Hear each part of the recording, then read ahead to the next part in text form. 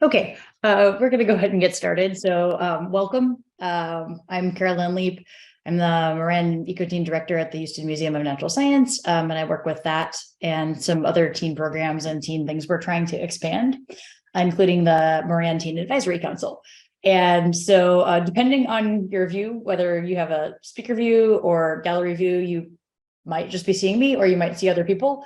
So the other people we have with us this evening is our special guest, Kathleen Havens, who's gonna talk to us some about her role at the museum and some special projects. And then also we have several members of the Teen Advisory Council who are we'll have them introduce themselves as well. They work on expanding opportunities for teens at the museum, coming up with some new programs, like we have some teen night events that happen in person at the museum. And we have some things like the study break that happen virtually. Things like this are recording, and I just wanted to make sure, yes, it is indeed recording. And so that'll later be posted on the website so that we can go back to it or so that more people can see it and benefit from that as well. And we're looking for new ideas for teen things all the time too. So I wanted to mention that you can always find other teen information on the webpage, hmns.org/teens, but also we'll mention some things at the end of this. So in a second, we're going to jump on in. When our teen advisory people ask questions, I'm going to ask you for maybe that's just a good time to just say, hi, I'm so-and-so, and then go on into your question. But before we get started, I'm going to introduce Kathleen Havens. So she is the museum's director of curriculum and content. And so she can explain a little bit more about what that means as we get into it. But she's had many roles at the museum. She's been there for over 20 years. I've had the privilege of getting to know her for a lot of that time, and in some different roles as well. So she's worked with our summer camp program. She's run the summer camps in the past. She's done labs. She's generated curriculum for other people to teach in other subjects. And recently she's also done a lot of things with showing visitors what's happening, whether that's, through media, on podcasts or on TV or whatever, so they can see sort of what's going on. And then most recently, she's been very involved in the creation of a new special exhibit, King Tut's Tomb. And so she'll, I imagine, have a little bit to share about that as well. Whether writing information that's up in the exhibit or planning what should be included, things like that. So and I'm sure I'm leaving some things out, so Kat, I'm sorry about that, but we're glad to have Kathleen Havens with us, and I'm gonna turn it over to our first teen advisory participant to start off the conversation. All right, so hi everyone, I'm Taylor. I'm a TAC member at the HMNS. To start off our webinar, just like an introductory question, for Kathleen, what exactly does your role as Director of Curriculum and Content consist of, and exactly how does that apply to a museum, especially a museum of natural science? That is a really great question, Taylor. Our place, actually, it encompasses a whole lot of different things. I develop a lot of the curriculum that helps support the different permanent and traveling exhibits that are there, so that when families come or when school groups come, they have some other way of interpreting the exhibits and kind of tying it back into maybe what they're studying. A lot of you guys were interested in STEM, so it's going to even take things that are unexpected and tie it back into science, right? So if we're talking about knights or we're talking about gladiators, how can we apply that cross-curricularly? How can we apply that across the different disciplines that we study? I also develop content for the exhibits themselves. Carolyn was talking about the King Tut's Tomb Discovery Experience. So I developed content that went into the text panels, that went into some of the videos that you will hear in the immersive burial chamber experience and the touchscreen game that you play. So everything has got a lot of thought that goes into it. And part of that is my job. Great, thank you. Yeah, absolutely. Excellent question. Hey there. For all you attendees, I'm Jake, and our second question for you, Kat, is going to be, what does a day in the life of a director of curriculum and content look like as you make your way around the museum? That's a great question, Jake, and a funny one at the museum too, because you know what? You never know. The museum, and one of the things I really like about it and what has made it remain interesting for the 25 years that I've been there is that you really don't know what to expect sometimes. Sometimes you might be going out to catch a snake that is somehow showed up in the basement, or a bat that has somewhere showed up. Or, you might be, taking somebody very unexpected on a tour, maybe somebody that, you have known and respected, and you get to meet, somebody really cool. It also may just mean being at your computer, hunkering down, trying to figure out, how to word something the correct way. It can be just any number of things. And that's what's, I think, the best part. You have to be very flexible. In a non-for-profit sort of museum-oriented place, things come at you. Hello, I'm Camilla. And the next question is, we've heard that you're a lover of anthropology. How did that lead you to work at the HMNS? I am a lover of anthropology. I have more of a background in history and communications, but I studied anthropology as well. And I've done a lot of coursework in forensics throughout the past 20-something years as well. And my introduction to museums does kind of tie in through that, and history as well. I went to the King Tutankhamun exhibit in 1977. I know that is like the Stone Age to you guys. When I was 6 years old. And when I came out of it, I was like, I'm going to work at a museum. And I'm going to study, this is what I want to study. And everybody, I was the youngest of a bunch, and everybody was like, oh, that's so nice. Isn't that great?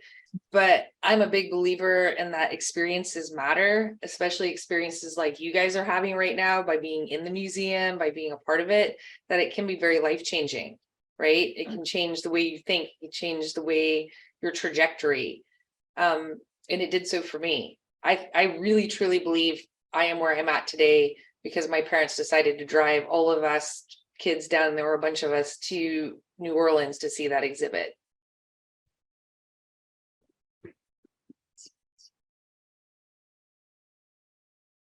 And that was a very good question.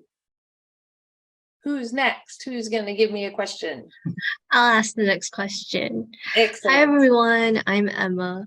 So, Miss Kathleen Havens, what is something unique about your job that people probably wouldn't normally know about? Wow, what is something unique about my job that somebody might not normally know about? That's a really good question too. And I'm going to start by talking about when I first started there, because I had a perception of museums like I think we all do, right? That they're very academic, very stiff, very like perhaps not boring, but you know what I mean, like really regimented in every single way. Now it's true there's some parts that are very structured and have important rules, but in the museum, again, like we were talking about with Taylor's question, you never quite know what's coming up next. I'm trying to think of like something unexpected. Carolyn, I'm going to drag you in here. I guess some of the unexpected things are perhaps like what kind of, and I'm not mean real trouble, but what kind of trouble you can get into with doing activities with kids when you're dropping eggs off of the top of the parking garage, with parachutes, and, Sometimes there are surprises. Sometimes there are surprises. Or the power goes out on the first morning of camp. Yeah. Or when you're, testing boats in the fountain and, somebody might accidentally, get a little wetter than they anticipated by falling in. All kinds of like just unexpected little events that are most of the time really kind of fun and good stories anyway, right? Good question, Emma. Well, I've got the next question here, and the question for you is, what are some skills that you have found that have been beneficial for you in your job? That is a really good question too. And I have a surprising answer for you because I have a background in communications. And I have to tell you, in a large part of my job, that's probably been the best field. I am to be a good communicator. Obviously, I'm a director of curriculum and content, which involves a lot of writing, which is an important field of communication, but also just being able to communicate verbally and to be able to connect with people in a way that they understand, from being like a 2 or 3-year-old up to being, like an octogenarian, right? An older person, an elderly person.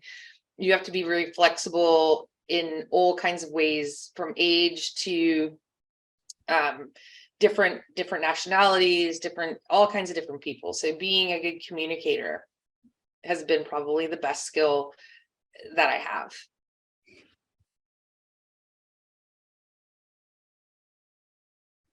And I'm going to interject with kind of a related question, and I hope I'm not stepping on something that somebody already had planned for later, which was just, is there something you'd recommend if somebody wanted to do something similar or work at a museum? Is there a thing that you think they ought to be on the lookout for or paying attention to?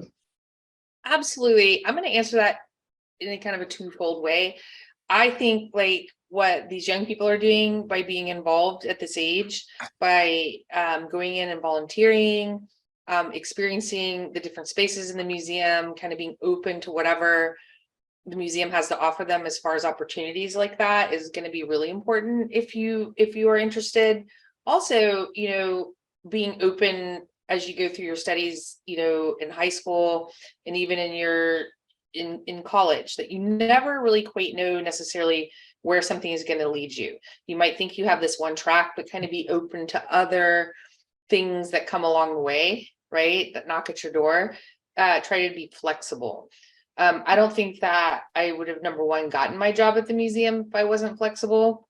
When I went in there, I certainly didn't go in there doing what I thought I wanted to do at all. In fact, I remember telling them, I was like, please let me stay here. I worked in the summers and I was like, please let me stay here. I just want to work at this museum. I'm willing to do anything, right? I was ready to do things that I really wasn't necessarily comfortable with. I was willing to do things that didn't float my boat, but I felt like it was a way to get my foot in the door. And that's part of the deal. Sometimes with museums in general, you got to be willing to, and I don't like the word pay your dues, but because I think that's kind of negative, but you got to be willing to be flexible, right? And then, learn from everybody, and then just, you'll move up. You'll hopefully end up doing something that you'll be very happy with. And it might not be what you envision at first either. I would never have believed I'd have been sitting and writing stuff at all. Yeah, all right, so kind of like shifting our focus a little bit, can you Mhm. tell us exactly like what goes into the process of planning and creating different exhibits like King Tut's tomb? Like what is the whole process behind that?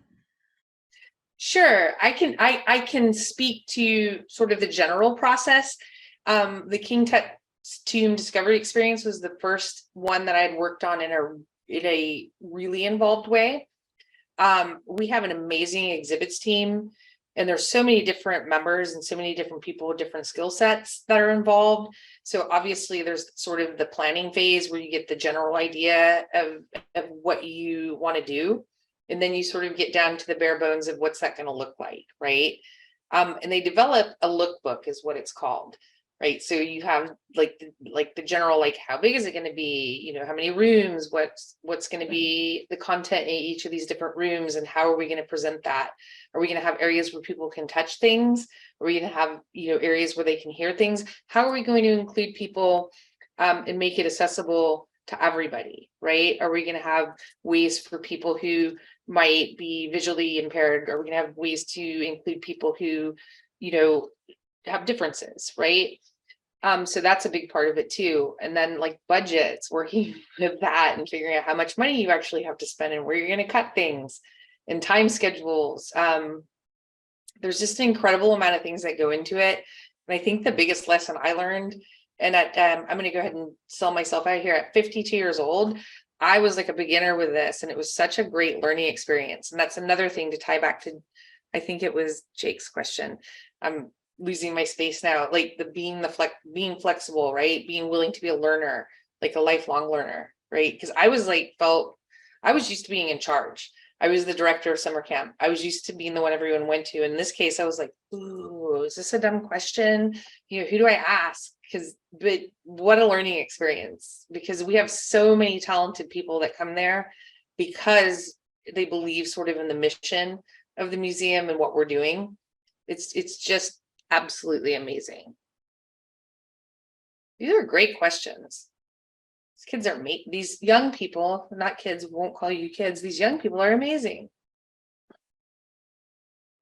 Our next question for you is, clearly you've shown a lot of care and intent behind what you do, and your love for the museum. So is there something about your job that you find to be the most rewarding part of what you get to come in and do? Yes. In fact, I often say that like there is a part of my job that is worth more than money to me. That is like, I couldn't even put it like in a cash payment, that is just emotionally rewarding. I have a lot of young people who are really not young people anymore that still will come find me, that will email me from college, that will email me from beyond and tell me what they're doing and tell me that, you know, hey, remember this, or hey, you made me want to be pursue a career in forensic science. You know, you made me want to be a historian. You made me, you know, you changed the way I thought. And, you know, that is incredible to me, because I'm very humbled by that, because I'm not, you know,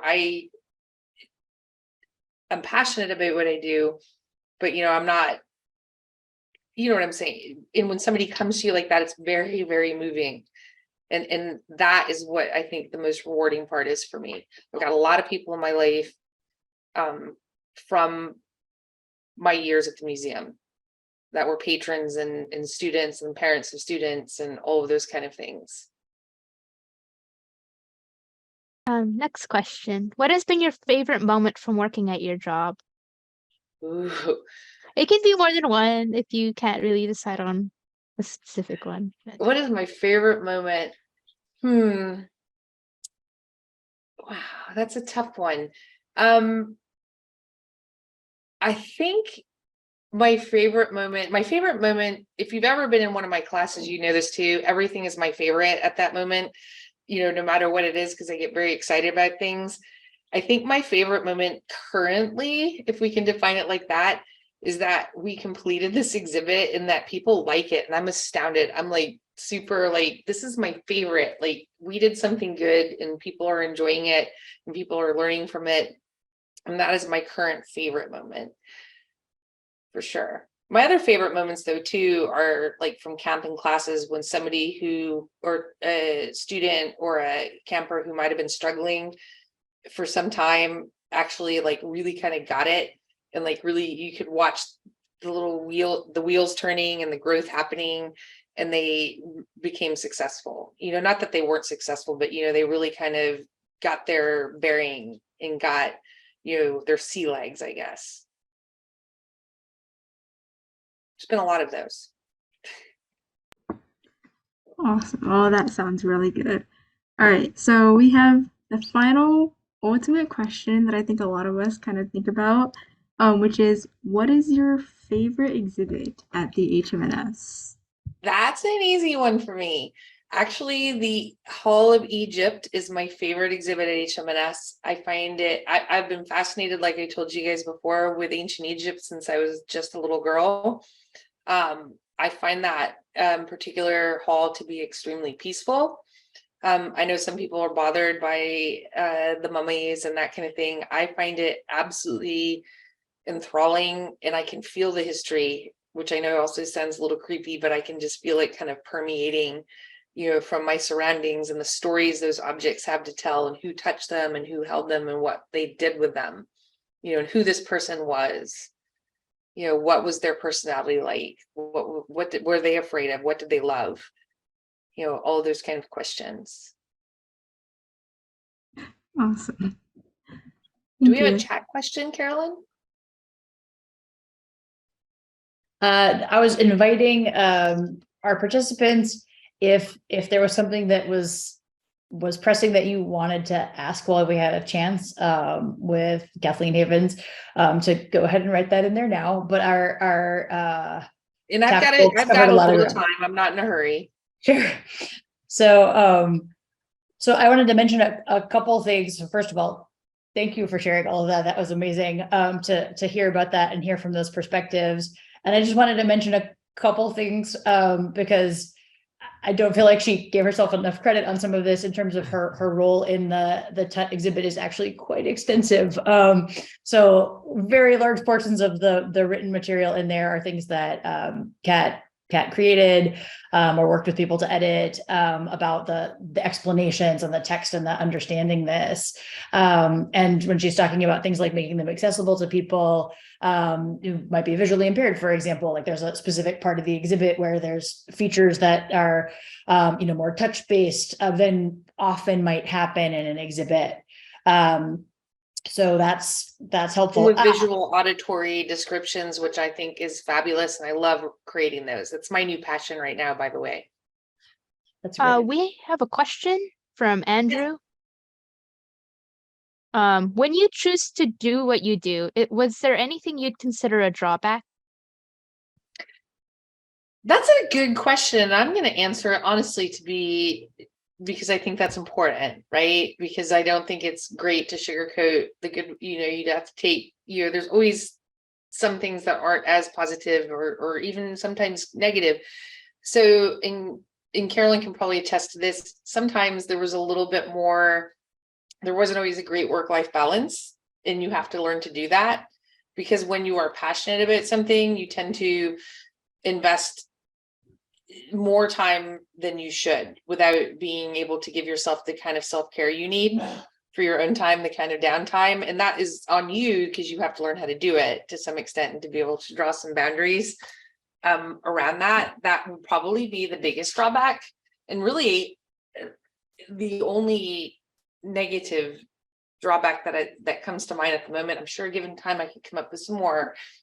But that's the one that stands out to me, is that, given there's not the same kind of, it's not like the for-profit world, right?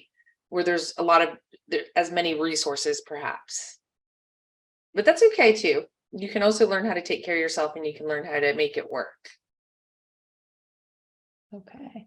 And it looks like somebody found another question. Good. If one of our tech members was looking at that, did you see it? If This not, one's by Celeste. I'm a teen writing a philosophical novel based on history, especially Ramses II and Haile Selassie II. Could I get your thoughts on it?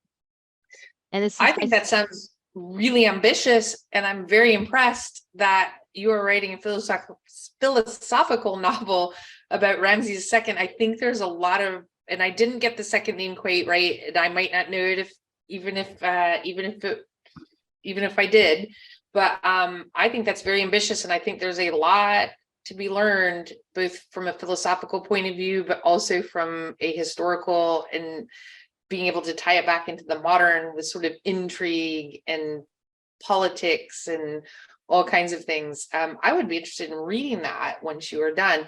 I might even be willing to be one of your, impromptu casual editors, or give it a read for you. all right, awesome.